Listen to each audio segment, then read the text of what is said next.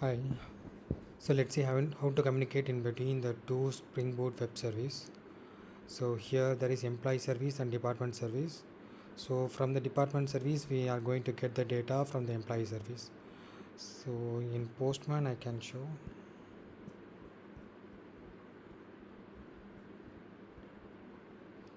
So here is the department, and when you are giving a get call, so we are able to find all the departments. So the ID is 1 and the department is CS. So inside these employees there is no data. So what we are going to do is, so we are going to communicate between this department service and the employee service, and we are going to get the data in these employees. So how it will look like is, here in this particular URL I am going to append with employees. So like this. So the results will be like, it is going to fetch all the data that is matching to the ID 1. So inside the department we are getting the details for the employees also. So let's see how to achieve this one. So this is without employee service, and this one is with the employee service. Okay, so for this we are using HTTP exchange, and then web client with bean annotation. So all these are latest features for Springboot 3 and Spring Framework 6. So let us see how to do that.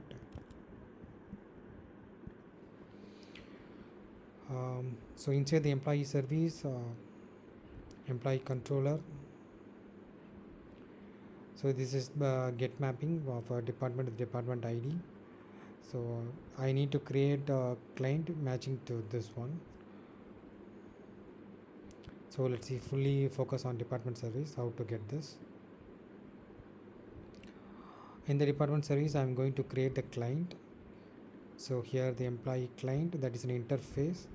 So this is the mapping, get exchange employee department at the department ID. So that is matching to the employee service department ID. In front I have added the employee, and this particular interface is going to filter based on the find by department. So that is matching to this. So let's see how to do that. So in this client package I have created a client Java. So that is an interface with the name employee client, and then to communicate in between the two microservices I need to use Webclient. So let's see how to do that. So this is a web client for employee web client I have created with the name here, and so this is going to refer the base URL employee service, and it's going to get the data. This filter function is to load balance, so we are using this one, so added here. So this is the web client. The web client name is employee web client. So we are going to use this with that bean annotation. So here in this employee client I'm using this web client, employee web client. Okay, and I'm getting the employee client dot class. So here HTTP service proxy factory that is going to build with the web client adapter, so that will communicate with this employee service and gets the data to this employee client. So this is how we are managing the connection in between them. Okay, so now we have this interface employee client, and that we have created web client for employee web client, and we taken all the data from the employee web service.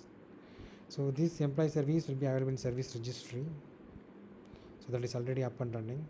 So from here it is going to connect to the name, and from this particular site it is going to get the details. I will show in Postman. So here it is going to get all these details, and it is going to connect with the departments, and finally we are going to get this. So let's see how to do with this mapping with the employees mapping.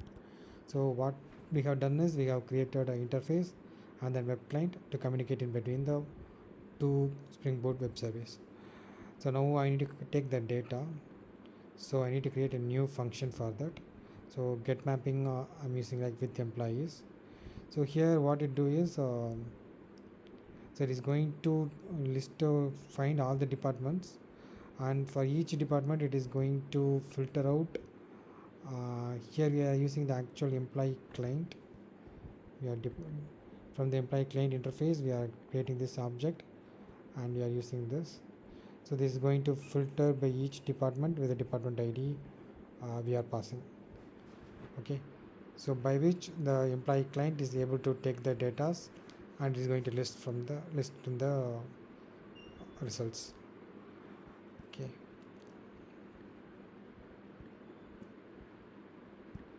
like you can see here, so it is going to get all the employees that is matching with the department. Let us see how to route this services through an API gateway. So the API gateway that acts as a load balancer, and it will take the request and split between the employee service and department service. So it has to determine which service has to go to employee and which has to go to department. So the expectation is I will show in Postman. So we are going to host this API gateway in the server 8060, and currently we have in two different services. So 8081 port we have department service, and 8082 we have the employee service. So once we added this gateway, it has to determine, so this port has to determine, so the request has to go to employee or through department. So now if I hit send, so we don't have created the request. So let's see how to create this API gateway. I'm going to Eclipse. In the POM we need to have this configuration, API gateway configuration dependency we should have. Okay, we added that gateway. Now let us go to the application.yaml file. Before that, the service file, so here there is not much change. So we are identifying a Spring Boot application and enable as discovery client. This we should do initially. And then so here the API gateway configuration is important. Here the API gateway we are hosting in the port 8060. So all the request has to come here. From there it goes to employee or department service. So this is default zone for Eureka. So we are registering this API gateway in this Eureka server. So currently if I go to Eureka server, you can see only two services, department and employee. So once we started the API gateway, that should be also listed here. So we are going to register it here, and this is for logs for Zipkins, and we are naming this application as API gateway. So this is optional. We are going to put this configuration from the config server, so that is optional, we can do that. Here is the important thing. So here we are adding this particular phrase gateway and it routes. So the ID we are going to give to that is employee service, and the URI for load balancing is we need to load balance this particular employee service. So the predicates, the path, so what are the path that is coming to employee, that should be load balance to this employee service. And similarly for the department, what are the paths that is having a department, that has to go to department service. So that is in the Postman, if you have this employee, that routes to employee service, and the path if you have as department, that routes to department service. This commonly we are going to achieve from here. So employee goes to go to employee service, and department has to go to department service. Okay, so let's run this service and check the API gateway and Eureka server.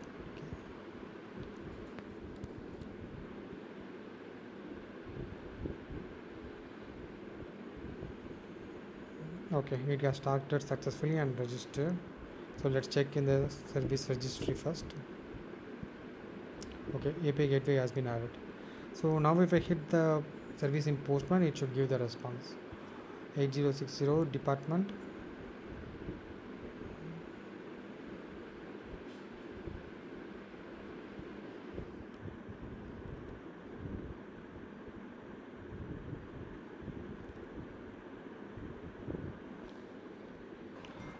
We need to use the API call as get here 8060 department. Let's see other services. So department service has been hosted on the port 8081.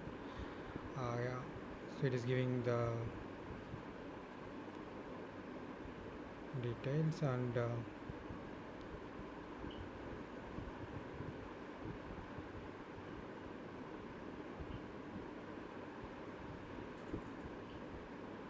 employee service is hosted on 8082, so it is giving the response. So now we want these both to be hosted. We have created like these both services are hosted and can be accessible from the port 8060. So it can be either employee or it can be either department. Okay, let's hit it from here with the get call 8060 as department.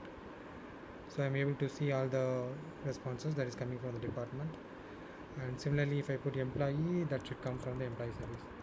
So this port 8060 for ATA gateway, that acts as a load balancer and gateway to all the services. So we can host many services in the service registry, and we can access it through the same API gateway using the port 8060.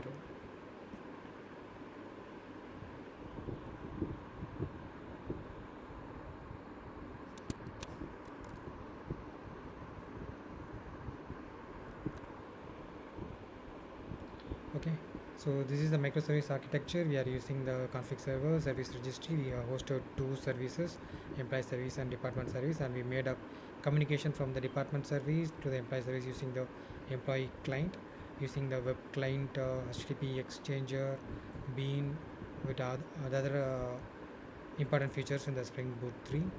And finally we create an API gateway through which load balancer will act and separates the request between the employee service and the department service.